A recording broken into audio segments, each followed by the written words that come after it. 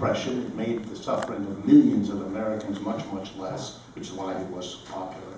It didn't finally solve the problem. That was partly because the Republicans were able to reduce what he could do, rather like they always do.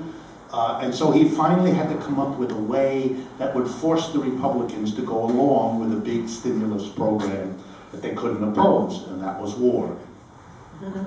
And World War II took the remaining millions of Americans and divided them into two groups.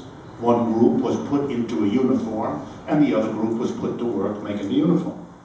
And that's basically how, and the guns that they shot and all the rest. And that was how you got full employment, because the Republicans couldn't oppose the fighting back against the Japanese, the Germans, and all the rest of that story. But I don't really think that has much to do with what I was arguing about in terms of a change of consciousness. Yes, of course, we're not very well organized. But if I'm right to tell you the story of the 1930s, that it was the alliance of the industrial unions, the CIO, the socialists, and the communists, then it is also correct that the business community that hated what Roosevelt did, they also understood who caused that. And they went to work after World War II to do what? To destroy the socialists, to destroy the communists, and to destroy the unions. They've been working for 60 years to do that, every which way they know how, with new laws, with regulations, with public relations to get people to think of unions as all on the waterfront types of hooligans, all of it. You know the games. And they went to work to destroy the organizations. They did not do that, or at least they couldn't succeed in doing that in Europe the way they did here. There's a whole lot of reasons for that. But in European countries, socialist parties, communist parties, and anti-capitalist parties survived. Unions survived relative to what happened in the United States. And guess what? Because they're better organized, they're in the streets with general strikes. Greece has had a dozen of them. Italy, Spain, France, they've all had them. They are a mobilized, organized left the way we aren't, and it shows. When Mr. Sarkozy in France, just to pick one example, decided he would impose an austerity on the French masses who were enraged by this had a place to go. Where did they go? They didn't go very far radical, not yet. They went to the next step. And the Socialist Party was the next step in France. And for the first time in half a century, they took over the Senate, the upper house of the French Parliament.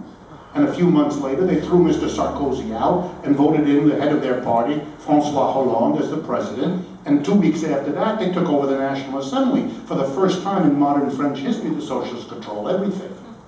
And it was done on a program of anti-austerity.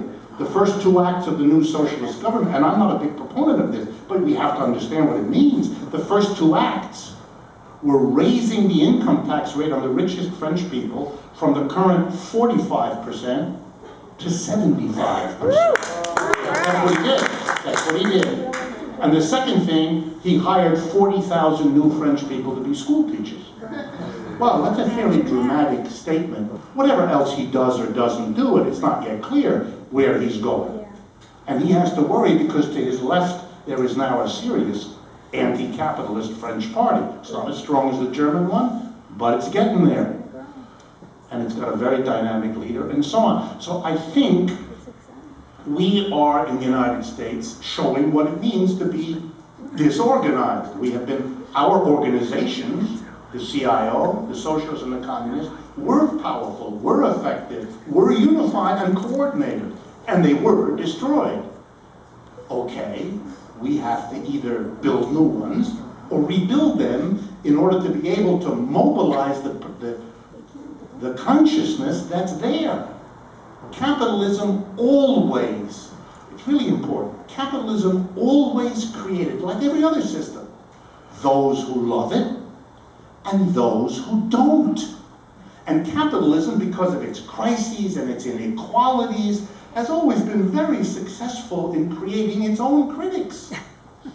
Marxism is the shadow of capitalism. It is capitalism's product. And I use the metaphor of shadow because, as every child learns, You can yell and scream at the shadow, it doesn't go away. It's your shadow. It's the critique your own mechanisms produce. So when people say capitalism has succeeded and socialism is gone, the answer is a giggle. Like a child who imagines the shadow won't be there when the light goes on. Yes, it will. This system produced us and keeps producing us until we change it, because it's never going to get rid of us.